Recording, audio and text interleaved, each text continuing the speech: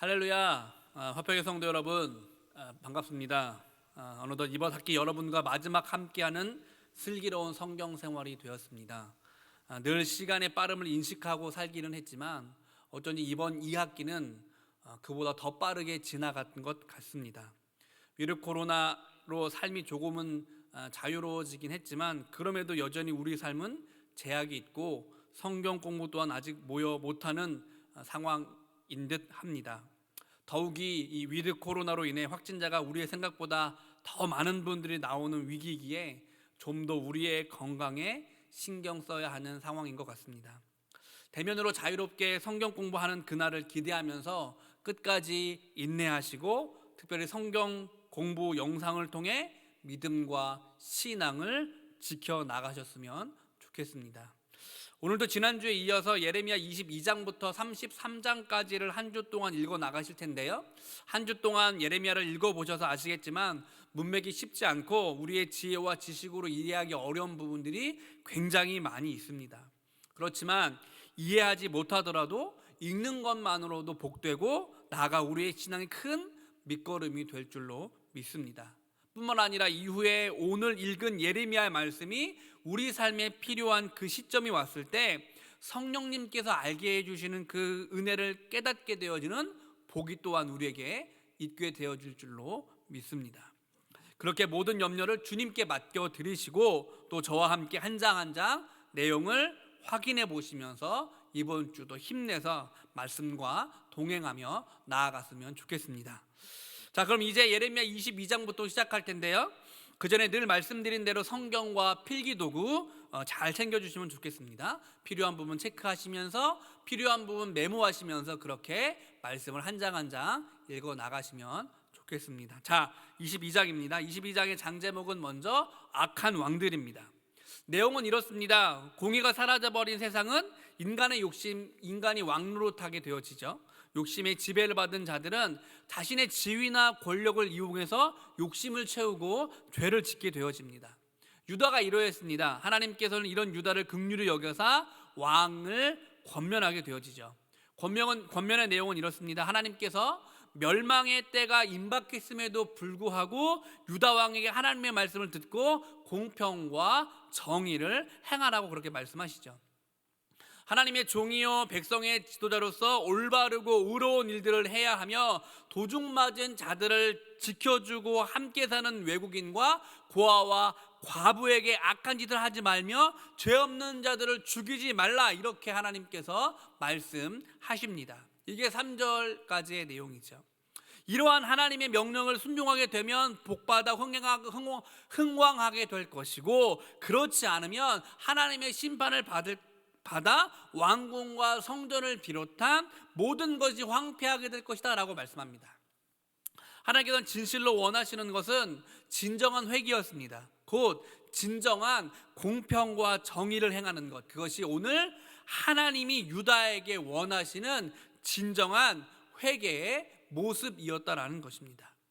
그러기에 하나님의 종이요 백성의 지도자일지라도 올바르고 의로운 일들을 행하지 않고 불의하고 악한 것들을 일삼으며 자기 욕심만을 추구하는 자들은 하나님의 뜻을 드러낼 수 없고 하나님을 기쁘시게 할 수도 없다라는 것을 오늘 우리는 인식해야 될 거예요. 본문은 또한 하나님의 진노가 유다를 향하고 있으므로 유다는 하나님의 진노를 대비해야 한다고 그렇게 이야기합니다. 하나님께서는 유다 왕이 살고 있는 왕궁이 길르앗의 숲을처럼 장엄하고 레바논의 산봉우리처럼 높으나 사람이 살지 못하는 사막으로 만들어 버리시고 파멸을 할 자들을 보내어 왕궁에 튼튼하고 아름다운 백향목 기둥을 찍어서 불에 넣어버려서 왕궁을 멸망시켜 버리겠다라고 그렇게 말씀하십니다. 그렇습니다. 언약의 말씀에 순종하는 자들은 은혜로 대하시고 불순종하는 자들은 진노하시는 것을 오늘 22장은 그렇게 말씀하고 있는 것입니다. 그렇기 때문에 불순종하고 우상을 숭배한 유다의 멸망은 어쩌면 당연한 결과일 수도 있는 것이죠. 하나님의 분명히 자기가 행한 대로 갚아주신다는 것을 오늘 우리는 기억해야 한다는 것입니다. 사랑하는 성도 여러분, 실패한 역사라도 후손들이 배워야 할 교훈이 있습니다. 특별히 여호야김과 그의 아들 고니야는 하나님의 경고에도 불구하고 실패하였습니다. 이들에 대한 하나님의 경고를 생각할 때 우리는 어떻게 살아가야 할까요? 여호야김은 아버지 요시야가 남긴 영적인 유산을 잘 계승하지 못했습니다. 요시야는 하나님을 알았기에 공평과 의리를 행하였고, 가난하고 궁핍한 자들을 알았기에 그의 사정들을 잘 들어주었습니다. 그는 그렇게 범사에 형통했습니다. 그럼 여호야김은 어떠했나요? 여호야김은 아버지와는 달리 자기를 위하여 악한 짓을 하면서까지 크고 화려한 왕궁과 다락방을 건축하였고, 이웃을 고용하여도 삭슬 주지 않았으며, 부당한 이익을 취하였고, 무지한 자의 피를 흘리며 압박과 강포로 행하였습니다. 오직 자기 욕심만을 채우고자 안달하여 다른 사람들은 돌아보지 않았던 것입니다. 이러한 여호야김에 대해 하나님께서는 비참한 최후를 맞이할 것이라고 경고하게 되어집니다. 죽을 때에 애곡하는 자도 없고 합당한 매장자도 얻지 못할 것이다 라고 그렇게 나귀처럼 매장당할 것이라고 그렇게 이야기하는 것이죠. 결국 어떻게 되어집니까? 여호야김은 좋은 아버지를 두었지만 영적인 유산은 제대로 계승하지 못하고 죄를 짓고 비참한 최후를 맞이하게 되어집니다. 영적인 유산은 잘 계승되어 공동체와 가정은 하나님께 쓰임받게 되어집니다. 반면에 영적인 유산을 잘 계승하지 못하게 되어지면 형통은커녕 복을 누릴 수가 없게 되어지는 것이죠. 하나님 앞에서 바르게 살기 위해서는 영적인 좋은 습관을 가져야 할 것입니다. 특별히 하나님의 말씀을 귀담아 듣는 습관이 우리 삶의 습관화되어져야 되는 것이죠. 하나님께서 여러 선지자를 통해서 말씀해 주셨고, 이제 기록된 말씀인 성경을 통해서 우리에게 계속적으로 말씀해 주고 계시는 것입니다. 그렇게 오늘 우리는 이 말씀을 듣고 보고 배우기 위해서 또한 이 자리에 앉아 있는 것이고 영상을 시청하고 있는 것입니다. 말씀을 잘 들으심으로 말미암아, 말씀을 잘 상고하심으로 말미암아, 말씀을 듣고 잘 실천하시고 그 말씀을 잘 따르심으로 말미암아 복된 은혜가 우리 성도님들에게 있기를 축복합니다. 자, 23장으로 넘어가 볼까요? 23장은 소망을 주신 하나님입니다. 희망은 우리의 인생의 등대와도 같습니다. 매우 혼탁하고 절망적인 시대 가운데서도 하나님께서는 새 시대와 의로운 가지의 소망을 주심으로 희망을 갖게 하셨습니다. 하나님께서 주신 소망을 생각할 때 우리가 가질 수 있는 희망은 무엇입니까? 23장은 새로운 역사에 대한 희망을 그렇게 이야기합니다. 23장에 보면 악한 목자들은 양들을 힘들게 하였습니다. 악한 목자들은 양의 무리를 제대로 돌보지 않고 흐트러 몰아냈습니다. 결국 백성들은 바벨론의 포로가 되어 이방에 흩어지는 열악한 상황이 되었지요. 뿐만 아니라 거짓 선지자들은 하나님과 바른 관계를 맺기를 즐겨하지 않고 여전히 악을 행하고 있습니다. 바알을 의지하고 예언하여 백성들을 잘못된 걸로 인도하였고 우상을 숭배하였으며 가증한 짓들을 서슴지 않았습니다. 참으로 혼탁하고 참으로 절망적인 시대였다라는 것입니다. 그러나 이러한 역사는 계속되지 않습니다. 왜냐하면 선지자를 통해 하나님께서 흩어진 양무리와 남은 자들을 불러 모으시고 생육하고 번성케 하실 것이라고 희망의 메시지를 오늘 예레미야를 통해서 전달해 주고 있기 때문에 그렇습니다. 하나님께서는 절망적인 시대를 살고 있는 이들에게 새 시대의 소망을 주셨고 새 시대에 걸맞는 목자를 그렇게 세워 주시겠다 말씀하십니다. 하나님의 역사의 주관자이심으로 우리는 새 시대에 대한 소망과 새로운 역사에 대한 희망을 가져야 할 것입니다. 하나님으로 말미암아 새로운 역사에 대한 희망을 가진 자는 숱한 고난이 있음에도 불구하고 남은 자로서의 삶을 넉넉히 살아낼 수 있는 것이죠. 사탄은 희망을 잃게 하지만 하나님은 희망을 갖게 하십니다. 하나님께서는 때가 되면 다윗에게 한 의로운 가지를 일으킬 것이라고 말씀하십니다. 다윗의 후손 가운데 나타날 새로운 왕은 지혜롭게 다스리며 공평과 정의를 행할 것이며 그 날에 유다를 구원할, 그리고 유다를 평안하게 허락할, 이스라엘을 하나님 은혜 가운데 허락할 것이라고 그렇게 말씀하고 있습니다. 하나님의 의로운 가지에 대한 소망을 주사 새로운 나라에 대한 희망을 그렇게 갖게 하신 것입니다. 새로운 왕의 이름이 뭐라고 표현하고 있습니까? 우리와 여호와 우리의 의라고 이야기합니다. 시드기야라는 시드기야라는 말이지만 세례 왕의 이름이 그렇지만 유다의 마지막 왕 시드기야를 지칭하기보다는 미래의 다윗의 후손으로 오실 의로운 한 사람 메시아를 의미한다고 볼 수 있는 것이죠. 다시 말씀드리면 무슨 말이냐면 시드기야라는 이름의 뜻이 여호와 우리의 의라는 말이지만 사실 이것은 엄밀히 말하면 이 시드기야라는 말이 뜻이긴 맞지만 결국에는 다윗의 후손으로 오실 새로운 메시아를 지칭하고 있다, 이렇게 이해하시면 좋을 것 같아요. 그러므로 새로운 나라는 메시아가 다스리는 나라입니다. 이 나라는 예수 그리스도를 통해 이루어졌고 믿음으로 이 나라의 백성이 되며 구원의 은혜를 풍성하게 누릴 수 있게 되어지는 것이죠. 비록 우리가 사는 세상은 절망적이고 여전히 혼탁하지만 예수님으로 인한 새로운 나라는 그렇지 않다라는 것입니다. 공평과 정의가 행해지고 구원의 평강이 넘쳐 흐를 것입니다. 아직 그 나라가 완성되지는 않았지만 우리는 이미 그 나라가 임했음을 믿습니다. 메시아로 인한 새로운 나라에 대한 희망을 가지고 믿음으로 이 시대를 살아가야 할 것입니다. 그런데 유다의 많은 선지자들은 예레미야와 다르게 사람들을 가르치고 예언하였습니다. 거짓 선지자들은 무슨 짓을 했습니까? 헛된 것을 가르쳤습니다. 예레미야와는 다르게 헛된 것을 가르쳤다라는 거예요. 선지자들은 여호와의 회의에 참석하여 하나님으로부터 들은 말씀을 선포하고 가르쳐야 했습니다. 그러나 거짓 선지자들은 하나님의 어전 회의에 참석하지도 않아 헛된 것을 가르칩니다. 또한 하나님께로부터 받은 것이 없었기에 자기 마음의 묵시대로 가르치게 되어지는 것이죠.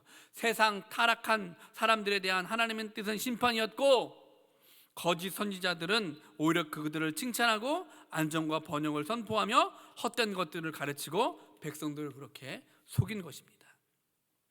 만약 모든 선지자들이 예레미야처럼 하나님의 심판을 선포하고 가르쳤다면 유다는 회개하였을 거고 새로운 시대를 열었을 것입니다. 자신의 묵시대로 자신의 생각대로 호도하며 가르치지 않았다면, 회개하고 하나님께 은혜를 구하라고 가르쳤다면 이들은 새로운 시대를 맞이했을 것입니다. 그러나 대다수의 선지자들은 헛된 가르침으로 예레미야의 사역은 빛을 발하지 못했고 백성들은 하나님의 뜻을 분별하지 못하여 파멸의 길로 나아가게 되었던 것이죠. 거짓 선지자들은 하나님께 대한 진지한 영적 자세와 시대에 대한 통찰력을 상실한 채 사람들의 입맛에 맞게 그렇게 가르쳤던 것입니다. 거짓 선지자들은 자신들의 메시지의 정당성을 하나님과의 관계에서 자기들의 영성과 도덕성, 예언의 실현 등에서 찾기보다는 꿈에서 찾았습니다. 거짓 선지자들은 자기들의 예언을 정체성을 찾을 길이 없어서 자신들의 예언은 꿈의 계시로 말미암은 것이라고 그렇게 주장합니다. 그렇지만 하나님께서는 거짓 예언이 탈로 나지 않도록 하기 위해서 그들의 계시의 수단을 조작한 것에 불과하다고 하시며 거짓을 예언하고 헛된 것을 가르친 자들을 대적하시고 치시겠다고 분명히 말씀하십니다. 그러므로 우리는 하나님의 말씀을 제대로 알고 가르치고 선포하고 적용해야 되는 것이죠. 오늘 우리가 말씀을 보고 듣고 배우고 익히는 것이 여기에 있는 것입니다. 우리의 말이 아닌 하나님의 말씀만을 듣고 가르치기 위해서 그렇게 하는 것이죠. 하나님에 대한 바른 지식과 영적인 예민함, 시대의 통찰력과 도덕성을 가지고 말씀을 묵상하고 연구함으로 오늘 시대와 사람들을 향한 하나님의 뜻이 무엇인지 순수한 마음으로 구하는 우리가 되어야 할 것입니다. 그것은 목사든 장로든 권사든 집사든 평신도든 할 것 없이 우리 모두가 그렇게 다 하나님의 말씀에 대해서 최선을 다해서 배워야 할 것입니다. 우리가 열심으로 배우는 그런 은혜가 있기를 축복합니다. 자, 24장입니다. 24장은 무화과 두 광주라는 장 제목이 있습니다. 바벨론 왕 느부갓네살은 유다를 침공하고 여고냐를 비롯한 유다인들을 그렇게 포로로 잡아갔습니다. 비참한 역사적 상황에서 예레미야는 무화과 두 광주리의 환상을 보게 되어지죠. 하나님께서는 광주리에 담긴 좋은 무화과는 갈대아 땅으로 잡혀간 포로를 의미한다라고 말씀하십니다.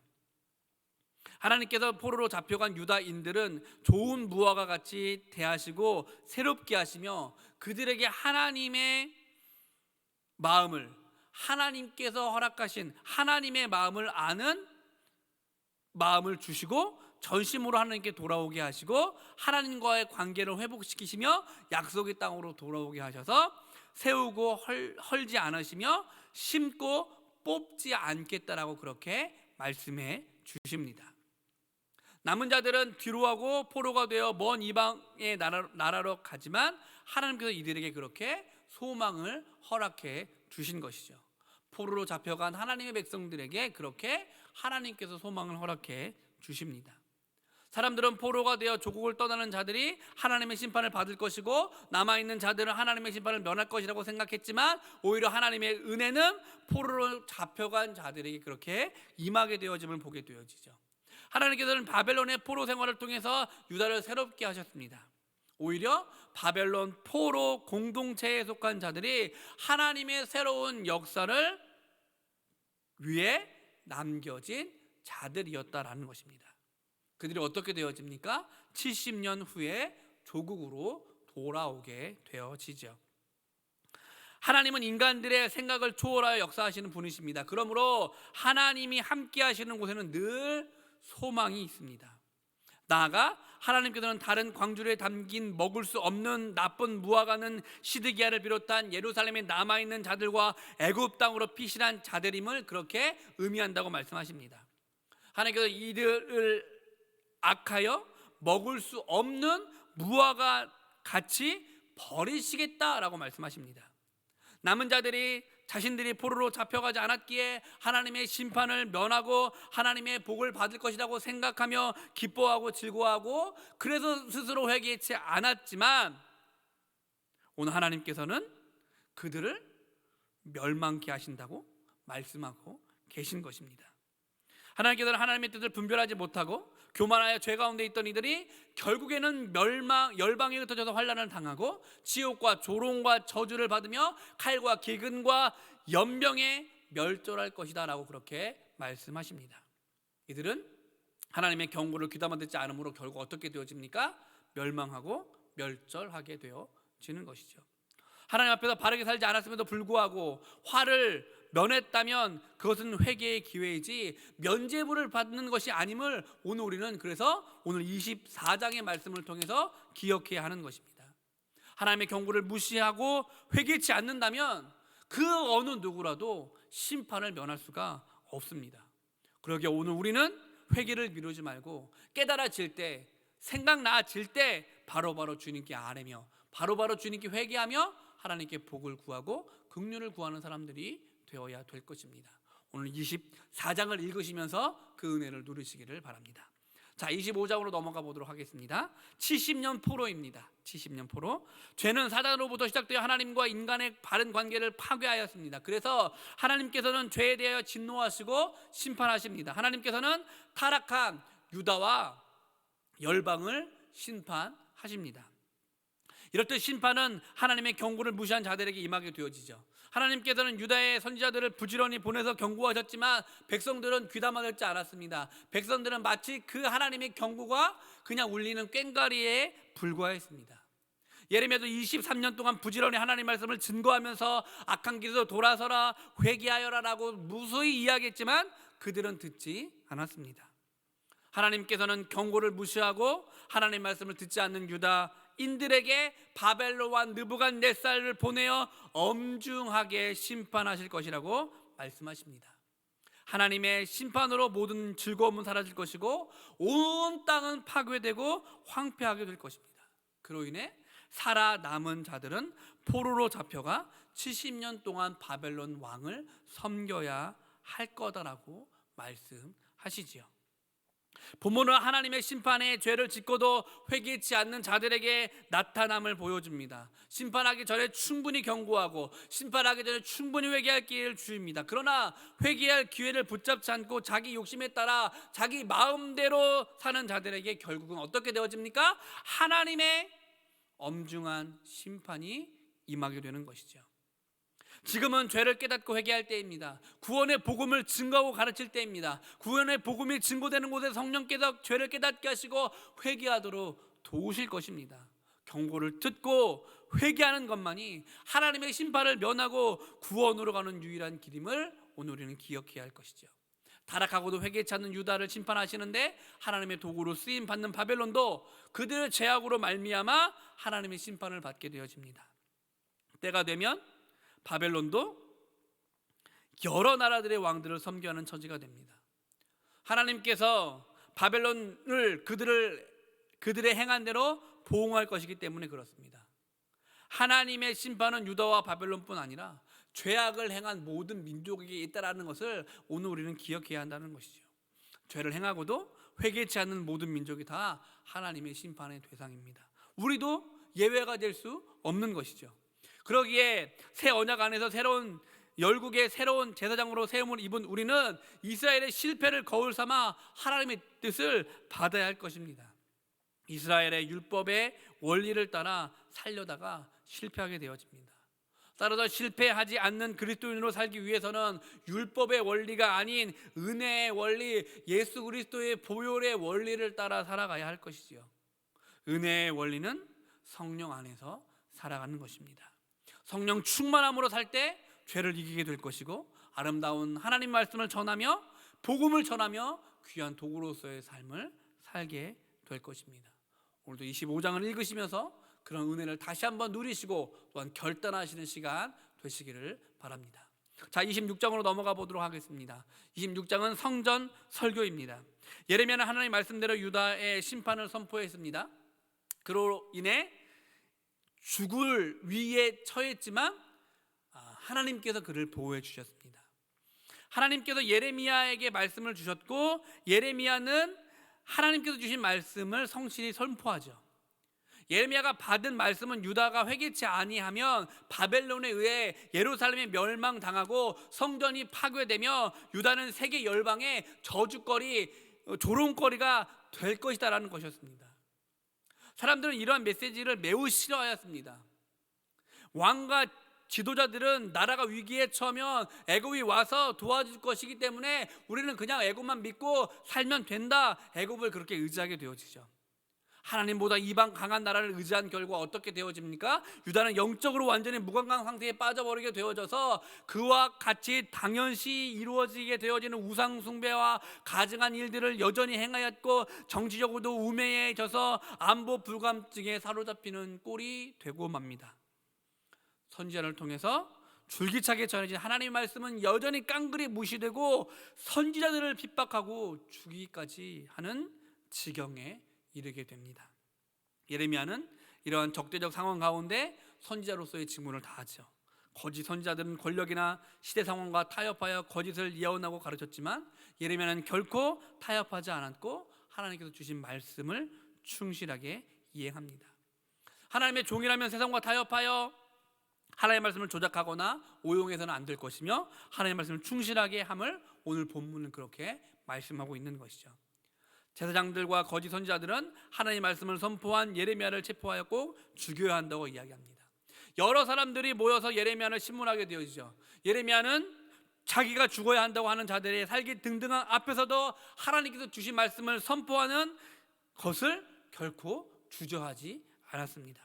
당당하게 여호와의 말씀을 전하였고 여호와 하나님의 이름으로 심판을 선포하였습니다.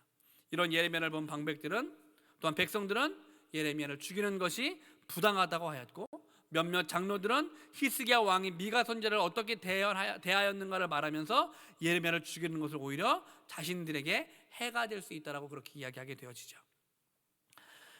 사반의 아들 아이갑은 예레미야를 보호하여 죽이기까지 하였습니다. 예레미야는 죽음에 대한 두려움 때문에 선지자의 직무를 포기하지 않았습니다. 선지자로서의 용기와 하나님의 종으로서의 충성심은 그의 반대에 있는 사람들의 마음까지 흔들었고 지배하는 영향력을 발휘하게 된 것입니다. 그러므로 사랑하는 성도 여러분, 우리가 하나님의 종이라면 자신의 생명을 다하는 순간까지 하나님께 충성해야 할 것입니다.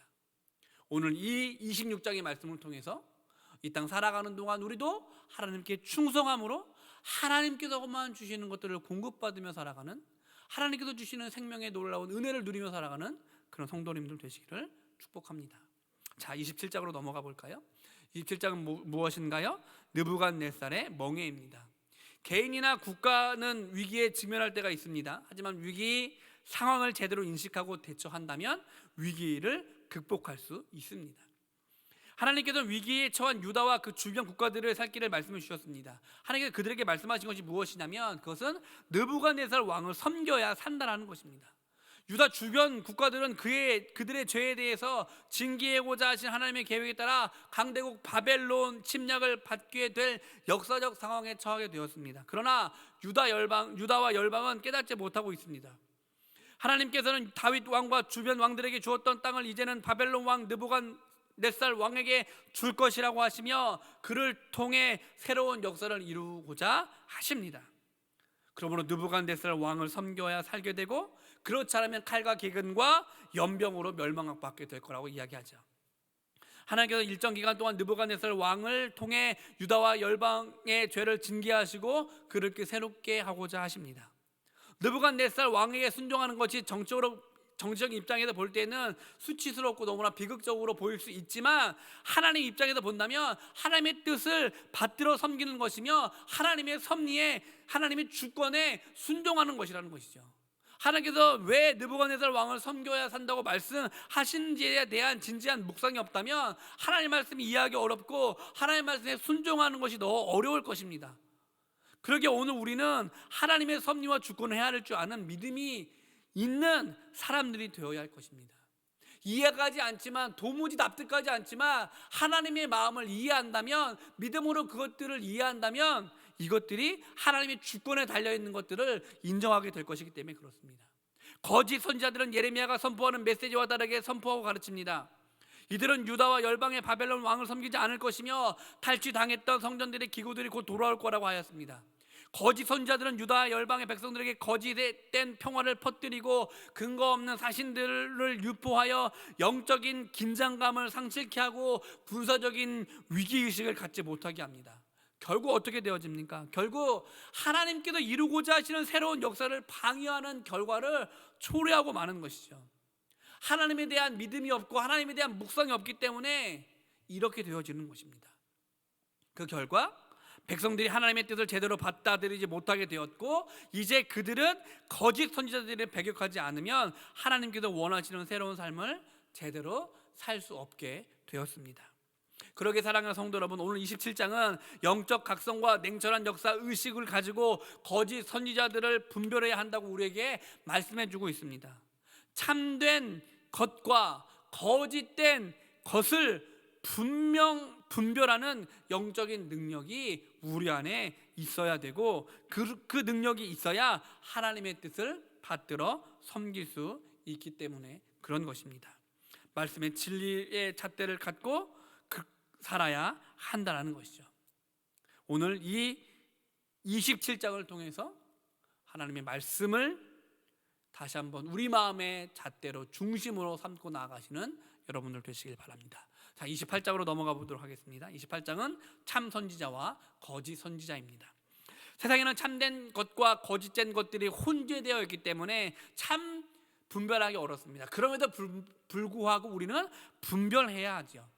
참 선지자와 거짓 선지자의 메시지는 분명히 차이가 있기 때문에 그렇습니다. 거짓 선지자 하나는 하나님께서 바벨론 왕의 멍에를 꺾으셨고 느부갓네살이 성전에서 탈취한 모든 기구들을 두 해가 차기 전에 가져다 오게 하며 바벨론 포로로 잡혀간 이들이 돌아오게 할 것이다라고 말씀합니다. 그렇지만 그의 메시지는 그동안 하나님께서 선지자들을 통해서 말씀하신 것과는 달랐습니다. 하느냐가 말한 것과는 달리 하나님께서는 선지자들을 통해 여러 나라에 대해서 전쟁과 재앙과 연병을 그렇게 예언하고 계십니다. 좋은 것들을 말씀하시는 것이 아니라 이렇게 멸망할 거야, 이렇게 당할 거야, 이렇게 힘들어질 거야, 이렇게 비참해질 거야를 말씀하고 있는 거죠. 하느냐의 메시지는 예언의 정통성과 연관성이 없습니다. 그러므로 그는 거짓 선지자인 것이죠. 비록 성전에서 자유롭게 예언 활동을 하였고 심지어 예레미야의 목에서 멍에를 취하여 꺾으며 용감하게 행동적 예언을 했다고 하더라도 그가 전한 메시지로 볼 때 하나님께서 그를 보내지 않으셨음을 우리는 분명하게 확인할 수 있는 것입니다. 참된 메시지는 하나님의 계시의 전통과 분리되어 있지 않습니다. 하나님의 계시의 역사성 안에 담겨져 있습니다. 복음의 역사성 안에 있지 않은 모든 것들은 거짓 메시지인 것이죠. 하나님의 말씀인 성경의 전통과는 무관한 거짓 복음이 난무하는 시대에 거짓에 현혹되지 않고 살아가는 여러분들 되시기를 축복합니다. 이번 28장을 통해 그저 보이는 것만 추구하지 말고 보이지 않는 참된 것들을 분별하고 살아가는 여러분들 되시기를 주님의 이름으로 축복합니다. 29장으로 넘어가 보도록 하겠습니다. 29장이 무엇입니까? 바벨론 포로 생활입니다. 역사는 하나님의 주권적인 섭리에 의해서 움직이게 되어지죠. 바벨론 포로 생활도 하나님의 주권과 섭리였습니다. 그러므로 포로로 잡혀온 이들은 하나님께 순종하는 삶을 살아야 합니다. 그것이 포로로 잡혀가 있는 상황이든 아니면 그렇지 않은 상황이든 여전히 하나님의 주권 아래 있는 우리들은 하나님의 말씀에 순종하며 살아가야 되는 사람들인 것이죠. 하나님께서는 예레미야가 보낸 편지를 통해서 바벨론 포로로 잡혀온 유다인들에게 말씀하시기를 이곳에 영원히 살 것처럼 삶의 터전을 가꾸고 가정을 이루고 생육하고 번성하며 살고 있는 성읍이 평안하기 위해서 힘쓰고 이를 위해 기도해라 라고 그렇게 이야기합니다. 가정과 가문을 일으키고 바벨론 평안을 위해서 기도하며 살라라는 것입니다. 비록 타인에 의해 살아가는 가족과 헤어지고 조국 산천을 떠나왔지만 절망하거나 운명주의에 빠지지 말고 모든 것들이 하나님의 주권과 하나님의 섭리인 것을 인지하고 하나님께서 주시는 복을 누리며 일상적인 삶을 그렇게 그냥 살아가라라고 말씀하고 계신 것이죠. 포로 생활이지만 그렇지만 여전히 하나님께서 우리를 인도하시고 우리를 경영하시고 우리와 함께 하시고 우리를 주관하시는 분이시기 때문에 믿고 의지하고 평범한 삶을 살아라라고 말씀하고 있는 것입니다. 하나님께서 자신들과 함께 하시는 증거들인 성전과 예루살렘 성전이 파괴되고 다윗 후손의 왕이 폐위된 것은 하나님과의 관계가 완전히 끝나버린 것이 아니라 하나님께서 새로운 역사를 계획하시고 유다의 뿌리 깊은 죄악을 징계하신 것이라고 말씀하고 있습니다. 그러므로 비록 포로이지만 하나님의 주권적인 섭리와 계획을 이해하고 마음을 다하여 하나님의 역사하심에 순종하며 살아야 하는 것입니다. 잘 이해되지 않는 상황이지만 그렇지만 하나님께서 주시는 복을 누리며 사는 것이 하나님께서 순종하는 삶이라는 거 오늘 이야기하고 있는 것입니다. 나아가 하나님께서는 바벨론 포로 생활이 영원한 것이 아니라 70년이며 70년이 차고 나면 조국으로 돌아갈 것이라고 또한 말씀하십니다. 그러므로 하나님께서 주실 회복을 기대하며 하나님의 때를 소망하며 포로 생활을 해야 하는 것이죠. 비록 하나님께서 징계하셔서 포로가 되었지만 하나님의 생각은 재앙이 아니라 평안이며 희망의 미래를 열어주시고자 하신다는 것을 잊어서는 안 될 것입니다. 하나님께 부르짖으며 기도하면 들으시겠고 전심으로 찾고 찾으면 만나 주시겠다고 약속하십니다. 성전에서 제사를 드리지 못한다고 하더라도 포로된 자들이 영적으로 바르게 서 있고 살기만 한다면 하나님과의 관계는 회복되고 하나님께서 그들을 새롭게 하신다라고 그렇게 29장은 말씀하고 있는 것입니다. 오늘 우리도 이 말씀을 마음으로 잘 새겨서 오직 순종함으로 날마다 하나님과의 관계가 더 친밀해지는 은혜를 누리시기를 주님의 이름으로 축복합니다. 그것이 어디든 상관없이 어떤 상황이든 상관없이 그렇게 하나님을 믿고 의지하는 우리가 되길 원합니다. 29장을 통해서 그것들을 다시 한번 느끼시고 체험하시는 복된 시간 되시기 바랍니다. 30장으로 넘어가 보도록 하겠습니다. 회복을 약속하신 하나님이십니다. 사랑하는 자들을 향한 하나님의 징계는 회복을 목표한 것이었습니다. 그래서 하나님께서는 포로된 이스라엘과 유다의 회복을 말씀하십니다. 하나님께서는 강한 나라를 들어서 죄 가운데 살던 이스라엘과 유다를 심판하셨지만 때가 되면 그들을 압제하였던 강한 나라를 치시고 열방으로부터 약속한 자녀를 모아서 약속의 땅 그들의 열조들이 살았던 땅으로 귀환시키겠다고 그렇게 말씀하십니다. 죄로 인하여 하나님의 심판을 받고 열방으로 흩어져 포로 생활을 하였지만 하나님께서 그들을 잊지 않고 돌아오게 하시겠다라고 그렇게 말씀하십니다. 그들의 멍에를 꺾어버리고 줄을 끊어서 다시는 이방인들이 부르지 못하게 하시고 새롭게 왕을 세워 번듯한 나라를 세워 주시겠다라고 말씀하십니다. 사랑하는 여러분, 하나님께서는 모든 것을 새롭게 하실 수 있는 능력과 열정이 있으신 분이십니다. 하나님께서 작정하신 것은 꼭 이루어 내십니다.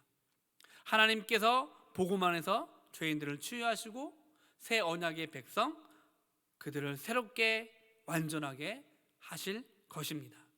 그러기에 진정으로 회복케 하시는 능력과 열정이 있으신 하나님 앞에서 믿음을 가지시고 인내하며 소망 가운데 오늘을 살아내시는 여러분들 되시길 바랍니다. 환난 중에도 포로 생활 중에도 여전히 희망의 메시지, 여전히 소망의 메시지를 허락하시는 하나님을 오늘 이 30장을 통하여서 경험하시는 복된 성도님들 되시기를 축복합니다. 31장으로 넘어가 볼까요? 31장은 새 언약입니다. 하나님 안에서 영원한 실패란 없습니다. 하나님은 늘 승리하십니다. 이스라엘의 우상 숭배의 죄에 빠짐으로 하나님이 실패하신 것 같았지만 결국에는 승리하였습니다. 하나님께서 이스라엘을 새롭게 하시는 것은 그들을 사랑하시기 때문입니다. 하나님께서 이스라엘을 새롭게 세우심으로 그들이 기쁨을 되찾고 포도원의 풍성한 소출을 얻게 되며 파수꾼은 오늘 2절로부터 6절에 말씀하고 있는 것처럼 일어나라 우리가 시온을 올라가자 우리 하나님 여호와께 나아가자라고 그렇게 외치게 되어지는 것이죠. 하나님께서 이스라엘을 새롭게 하시는 그날에 포로되었던 자들이 포로로 잡혀갔던 비극의 길을 따라 시온으로 귀환하게 되고 주의 풍성한 은혜를 덧입게 될 것이라고 말씀하십니다. 하나님께서 옛적에 이스라엘을 사랑하셨고 이도 이스라엘을 사랑하시기에 재건하시는 것입니다. 하나님의 사랑을 거역하고 우상을 숭배한 자들을 다시 새롭게 하시는 이유는 다른 것 없고 오직 그들을 사랑하시기 때문인 것입니다. 하나님의 역사는 사랑의 역사입니다. 하나님께서 인생들을 사랑하다 독생자를 보내셨고 그를 믿는 자마다 멸망치 않고 다 영생을 얻게 하셨습니다.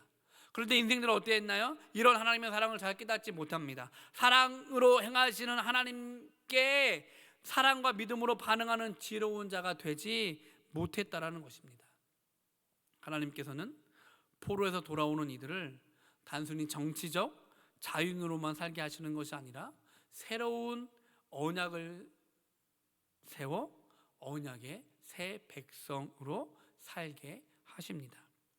새 언약과 다른 새 언약으로 이스라엘을 재건하시는 것이죠. 새 언약은 백성들의 마음속에 하나님을 모시고 가슴에 새겨서 그들을 하나님의 백성이 되고 하나님은 그들의 하나님이 되는 것이었고 하나님께서는 늘 언약으로 새로운 역사를 그렇게 이루십니다. 하나님의 백성이 되길 거부하고 우상 숭배의 죄에 빠졌던 자를 징계하신 후에 새 언약을 세우심으로 이들을 새롭게 하셨으며 거룩한 새 백성을 예수 그리스도 안에서 그렇게 창조하시는 것이죠. 그렇기 때문에 하나님의 역사는 언약의 역사입니다. 또한 세상과 죄인들을 새롭게 하시기 위해서 하나님은 진정한 새 언약을 세우십니다. 그것이 바로 예수 그리스도 안에서 세우신 언약인 것이죠. 예수 그리스도를 믿는 자들은 하나님의 백성이 되고 하나님은 그들의 하나님이 되신다는 것입니다. 하나님께서 독생자를 희생하시면서까지 세우신 언약이기에 이 언약은 영원하며 유일무이하며 절대 지켜야 할 언약이 되어지는 것입니다. 그 놀라운 언약을 기억하시면서 천국 소망을 살아가시는 오늘 우리가 되었으면 좋겠습니다.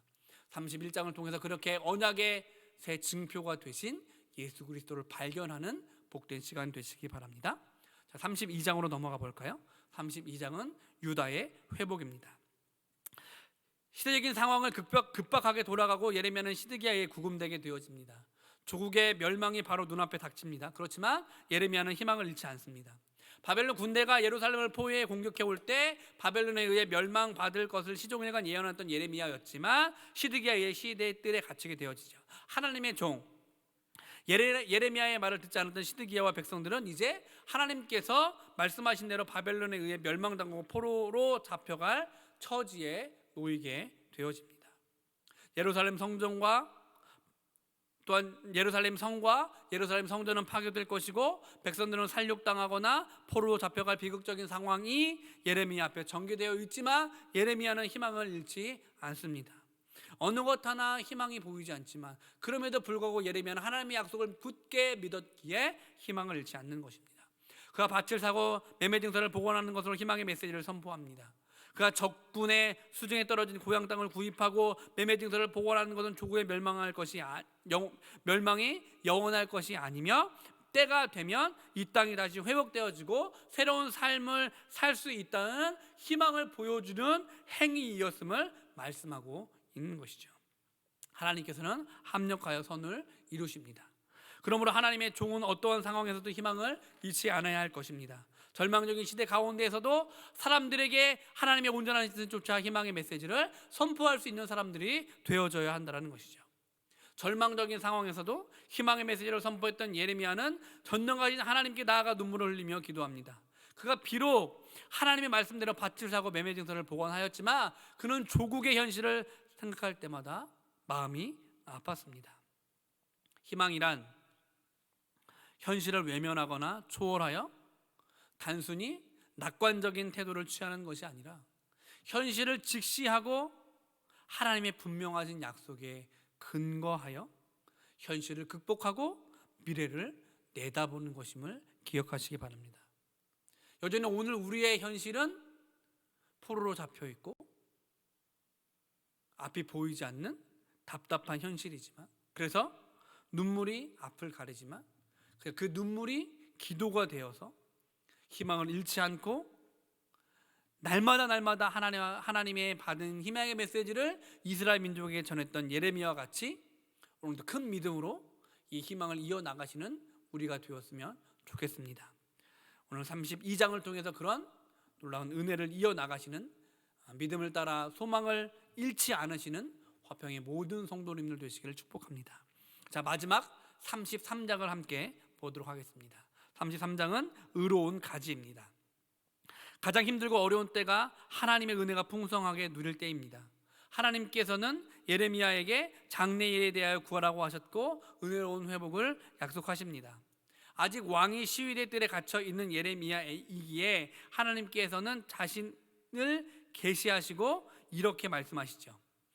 너는 내게 부르짖으라. 내가 내게 응답하겠고 내가 알지 못하는 크고 은밀한 일을 내게 보이리라 라고 말씀하십니다. 그리고 유다와 예루살렘 성을 회복할 것임을 약속하십니다. 심판을 받아 파괴된 성을 치료하고 회복하여 찬양이 넘치게 하고 명성을 얻도록 하시며 성의 백성들과 짐승들이 정상적인 생활을 할 수 있게 만들겠다라고 말씀하시는 것입니다. 비록 바벨론 군대에 의하여 처참하게 짓밟히고 파괴되지만 하나님의 역사는 이것으로 끝나는 것이 아니라 무참하게 짓밟힌 그 현장에서 다시 일어서는 놀라운 은혜의 역사를 경험하게 될 것이다 라고 말씀하고 있는 것이죠. 이 크고 비밀한 장래일들을 행하시는 여호와 하나님께서 성취하시는 것이고, 하나님께 부르짖는 자만이 이 놀랍고 크고 비밀한 것을 내다볼 수 있다라고 말씀하십니다. 시간적으로는 먼 미래 일이지만 절망적인 시대를 살던 자들에게 소망을 주기에 아주 충분한 비전이었습니다. 한치 앞을 내다보기 어려운 때에 장래에 일어날 하나님의 일들을 안다라는 것은 절망을 이겨낼 수 있는 한 줄기 빛이고 소망과 희망이 되어지는 것입니다. 하나님께서는 때가 되면 다윗의 집에서 한 의로운 가지를 나게 하시고 그가 공평과 정의를 실행할 것이라고 말씀하십니다.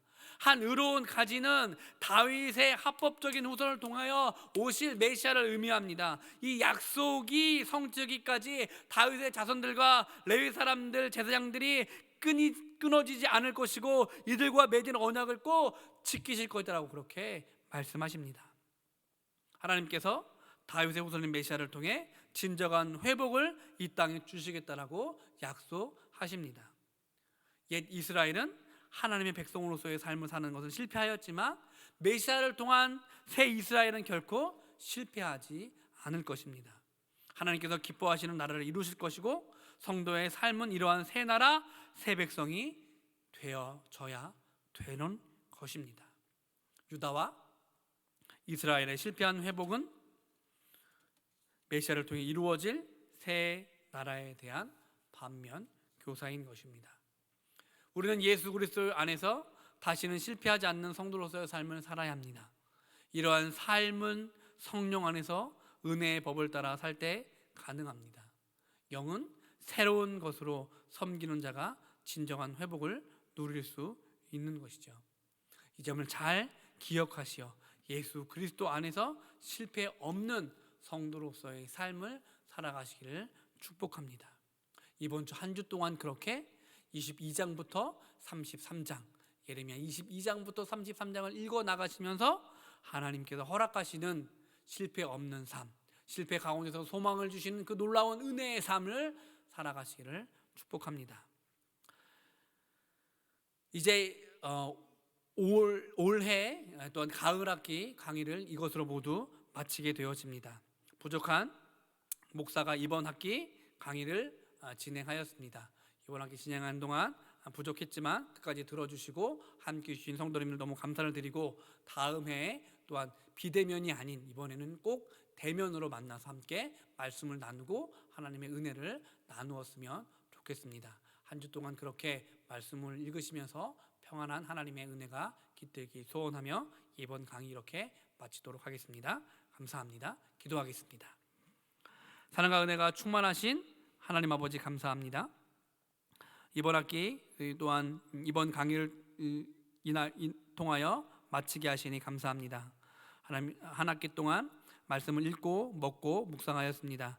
부족한 종 하나님 준비하여서 전하였지만 또한 듣게 하시고 깨닫게 하신 것 하나님이신 줄로 믿사오니 듣는 모든 성도님들에게 그렇게 은혜를 베풀어 주시옵소서. 또한 이번 한 주 동안도 예레미야 22장부터 33장을 또한 붙들고 읽어 나가야 할 텐데 지혜를 허락하시고 끈기를 허락하셔서 하나님 말씀 먹고 읽고 또한 나아가는데 부족함 없을 수 있도록 주님 은혜 허락하여 주시옵소서. 코로나고 힘들고 어려운 시절 보내지만 하나님 여전히 예레미야를 통해서 허락하신 희망의 메시지와 소망의 메시지가 있음을 기억하며 견뎌내는 날들 되게 하여 주시옵소서. 온전히 이번 한 주도 하나님의 은혜의 충만함이 있기를 간절히 소원하오며 감사하며 예수님의 이름으로 기도하옵나이다. 아멘.